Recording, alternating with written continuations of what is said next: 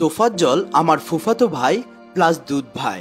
আমরা একই মায়ের দুধ খেয়ে বড় হয়েছি।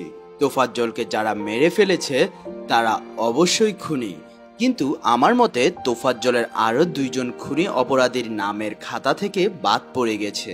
অনেক পরিবারে ভাবি আছে যারা মায়ের মতো আদর করে, স্নেহ দিয়ে আগলে রাখেন, কিন্তু তোফাজ্জল এতটাই হতবাগা ছিলেন, কোনো দিন ভাবির হাতে এক প্লেট ভাত খেতে পারেনি। আজ সে পাগলটা ভাতের খোঁজেই মারা গেল। তোফাজ্জলের পরিবারের শেষ আশ্রয়স্থল ছিল একমাত্র ভাবি, যে কিনা ওর সাথে কুকুর বিড়ালের মতো আচরণ করত।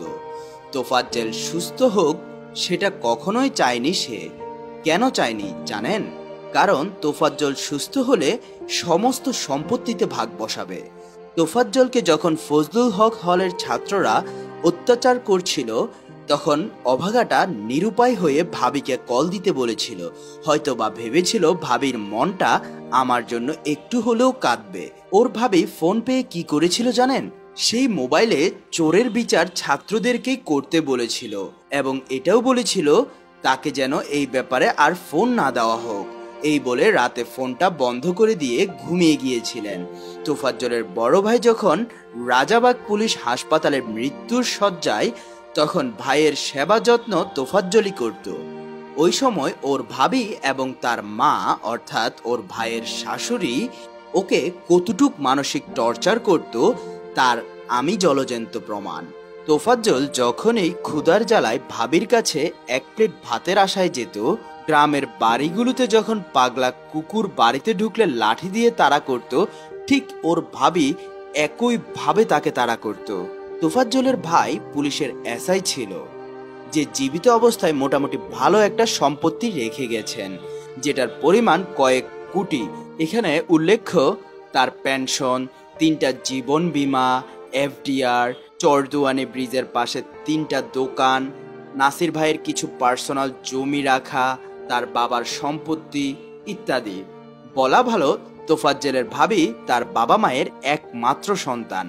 ওই কারণে তোফাজ্জল সুস্থ থাকুক সেটা কখনোই চায়নি তারা।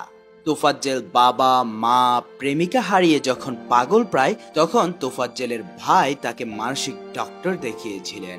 সেটার জন্য কত না অশান্তি ছিল বউ আর শাশুড়ির সাথে, তার পিছনে কেন টাকা নষ্ট করবে। তোফাজ্জল এক প্লেট ভাত খেতে বসলে কত না কথা শোনাতো তার ভাবি, এটা আমার স্বামীর উপার্জন, তুই উপার্জন করে খাগা, এইরকম কথাবার্তা বলতো তোফাজ্জলকে।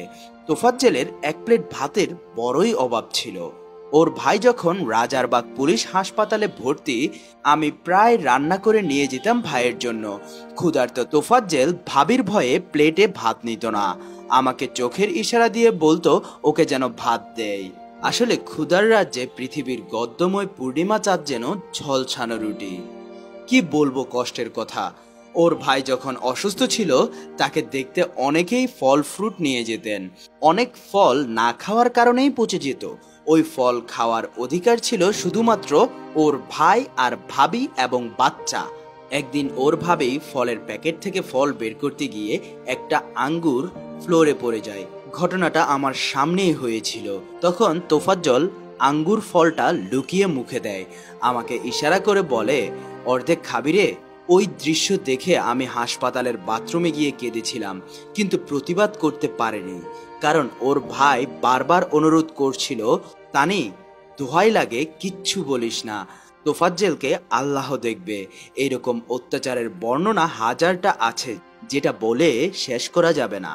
ওর ভাবি এতটাই নিষ্ঠুর যেটা চোখে না দেখলে বিশ্বাস করবেন না আপনারা। এখন আসল কথায় আসি। তোফাজ্জলের মৃত্যুর পর একমাত্র গার্জিয়ান হিসেবে দাঁড়িয়েছে ওর একমাত্র ভাবি। সে মিডিয়ায় সাক্ষাৎকার দিচ্ছে, কান্নার অভিনয় করছে, সে সব ধরনের সাহায্য সহযোগিতা সে নিচ্ছে এবং ভবিষ্যতেও নিবে। আমার একটাই প্রশ্ন, সে কোন অধিকারে এগুলো নিচ্ছে? যে তোফাজ্জল জীবিত অবস্থায় তার একটু ভালোবাসাও পায়নি, এখন তার গার্জিয়ান হিসেবে কেন একমাত্র গার্জিয়ান হিসেবে দাঁড়াচ্ছেন সে এখন তোফাজ্জলের মৃত্যুর বড় একটা অঙ্কের ক্ষতিপূরণ পেতে পারে। ভাবি এতটুক মাথায় রাখেন, আল্লাহ ছাড় দেয় কিন্তু ছেড়ে দেয় না। তোফাজ্জলের ওই অবস্থার পিছে আপনিই সর্বপ্রথম দায়ী।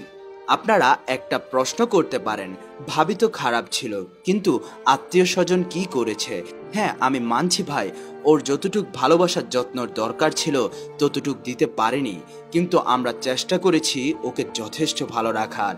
তাই দয়া করে কোনো মিডিয়ার পার্সন বা কোনো সংস্থা ওর ভাবিকে তোফাজ্জেলের মৃত্যুর ব্যাপারে কোনো কাজে লাগাবেন না। তোফাজ্জেল আর ফিরে আসবে না। ওর মৃত্যুর ক্ষতিপূরণ বা কোনো সাহায্য সহযোগিতা ওর ভাবি বা আমরা আত্মীয় স্বজন যারা আছি তাদের কারোই প্রয়োজন নেই। কেউ যদি কিছু করতে চান তাহলে ওর উদ্দেশ্যে মসজিদে মিলাদ পড়িয়ে দিয়েন, যার জন্য তোফাজ্জেলের আত্মার শান্তি পাবে। বা হাজার অসহায় তোফাজ্জেল রাস্তায় ঘুরে বেড়ায়, তাদের এক প্লেট ভাতের জন্য ওই অর্থটা তাদের পিছনে ব্যয় করুন। হ্যাঁ দর্শক, ঠিক এভাবেই বলেছিলেন তোফাজ্জলের দুধ বোন তানিয়া তালুকদার। দর্শক, তোফাজ্জল মানসিকভাবে অসুস্থ ছিল, এটি কোনো অপরাধ নয়, কিন্তু তোফাজ্জলকে যারা মানসিকভাবে অসুস্থ বানিয়েছে এবং ভারসাম্যহীন বানিয়েছে তারা কিন্তু অপরাধী। অবশ্যই আপনাদের গুরুত্বপূর্ণ মতামত আমাদেরকে কমেন্ট করে জানিয়ে দিবেন। আরও আপডেট পেতে আমাদের পেজটিকে ফলো করে সাথে থাকুন। ধন্যবাদ।